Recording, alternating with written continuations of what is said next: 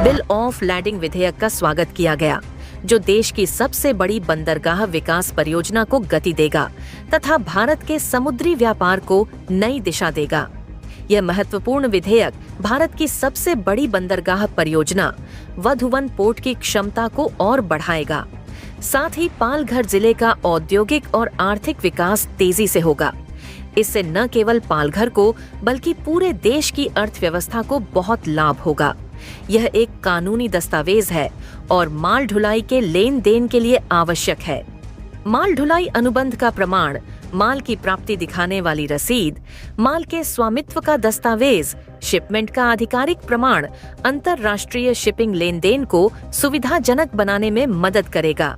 यह विधेयक भारतीय समुद्री परिवहन को विश्व स्तरीय व्यवस्था प्रदान करेगा, बंदरगाह व्यवसाय को गति देगा तथा व्यापार को अधिक पारदर्शी बनाएगा।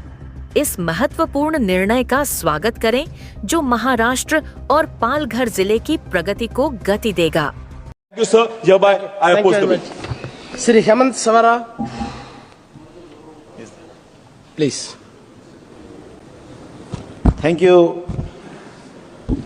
Thank you, sir, for giving me this opportunity.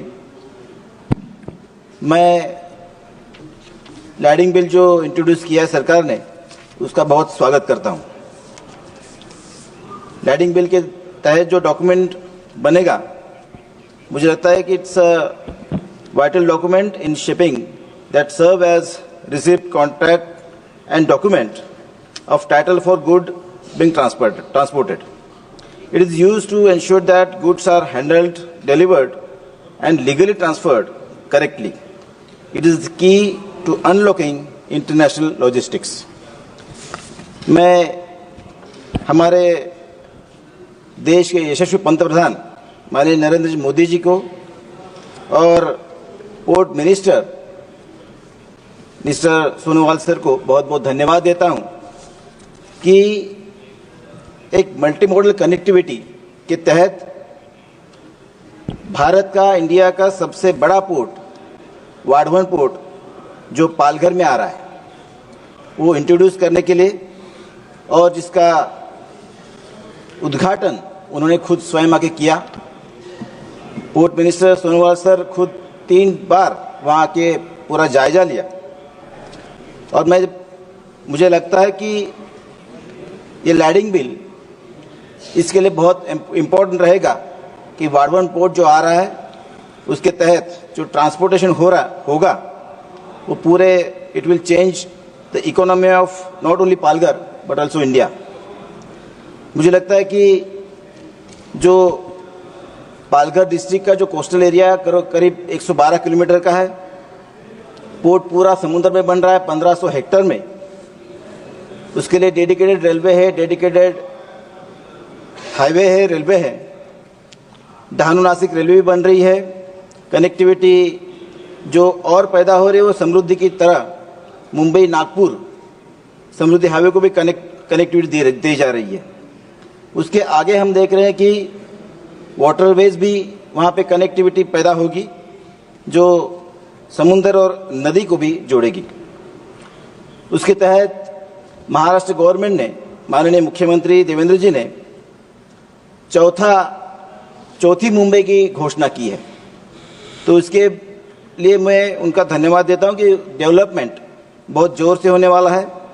Airport भी पालघर जिले में आ रहा है।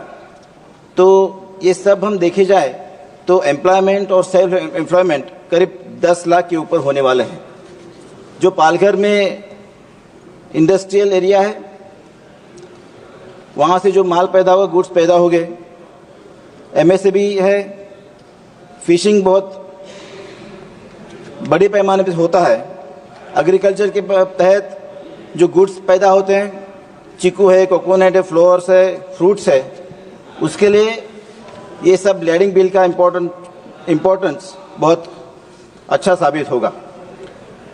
काफ़ी सारे फिशरमैन वहाँ पे है जो उनके अधिकारों का संरक्षण चाहते हैं। काफ़ी बार सरकार ने उनसे बात की है और काफ़ी विश्वास पैदा हुआ। फिशरमैन सोसाइटी को और अधिकार और संरक्षण होना चाहिए, उनको सक्षम करना चाहिए, उनको जो उनके तहत जो बोट लेते हैं उनके लिए और सॉफ्ट लोन हमें और देना चाहिए, जिसके लिए वो भारी मात्रा से फिशिंग कर पाएंगे। मछुआरों के अधिकारों का संरक्षण भी हमारी सरकार कर रही है और इसलिए जो फिक्स्ड नेट है, फ्लोइंग नेट के माध्यम से जो फिशिंग होती है उसके बारे में हमें और सोचना चाहिए। जो धूप प्रतिबंधक बंधारे होते हैं, जो बड़ी वॉल बनने वाली है, जिसके लिए वाटर फ्लो है वो काफ़ी हद तक चेंज होने वाला है, जिसके लिए स्टोन्स, रॉक्स के माध्यम से और टेट्रापॉड के माध्यम से जो धूप प्रतिबंधक बंधारे बनने वाले हैं, जिसके लिए भारी मात्रा में फंड लगने वाली है, वो हार्बर देगी। तो हार्बर को हम अगर सक्षम करेंगे तो पूरा कोस्टल एरिया हम धूप प्रतिबंधक बंधारे से कर पाएंगे। इनलैंड फिशिंग काफ़ी मात्रा में होती है, उसको भी हम एनकरेज करना चाहिए। फिशिंग एरिया जो अभी वाडोम पोर्ट के से अफेक्ट होगा, वो अगर हम इंक्रीज कर पाएंगे तो मेरे ख्याल से फिशरमैन को काफ़ी आसानी होगी। जो नए बोट हम अगर दे पाएंगे तो उस पर जीपीएस ट्रैकिंग और टेक्नोलॉजी युक्त अगर रहेगी तो काफ़ी अच्छा प्रभाव रहेगा। काफ़ी सारी जेटीज़ की डिमांड है, तो जेटीज़ हमें बनवानी चाहिए। जो फिशरमैन को और कोल्ड स्टोरेज यूनिट्स चाहिए, उसके लिए भी प्रावधान हमारी सरकार कर रही है। काफ़ी सारे जो कोस्टल एरिया में जो गांव है, वहाँ के सब 12th और 10th पास और ग्रेजुएट जो पास लड़के लड़कियाँ हैं, उसके लिए काफ़ी सारे ट्रेनिंग प्रोग्राम शुरू कर दिए हैं, तो वो भी बहुत अच्छी बात है। और नेचुरल ब्रीडिंग सेंटर्स जो है, अगर जो प्रभावित एरिया है उसके और नेचुरल ब्रीडिंग सेंटर्स अगर हम किए तो मेरे ख्याल से और हमारी जो फिशिंग है वो वैसे की वैसे रहेगी। और जो नंबर ऑफ विलेजेस जो अफेक्ट हो रहे हैं वो काफ़ी कम है, उसमें और हम जो कोस्टल एरिया है वहाँ पे और ज़्यादा विलेज इंक्लूड किए जाए तो मेरे ख्याल से वहाँ पे अच्छा और फिशिंग और वहाँ पे विश्वास पैदा होगा। मेरे ख्याल से आज का जो लैंडिंग बिल है वो उसका मैं स्वागत करता हूँ। और जो fastest growing district from India Palghar है, वो सब उसके नागरिक और फिशरमैन उसको हम स्वागत करते हैं। बहुत बहुत धन्यवाद। Thank you. Thiru V. Selvaraj.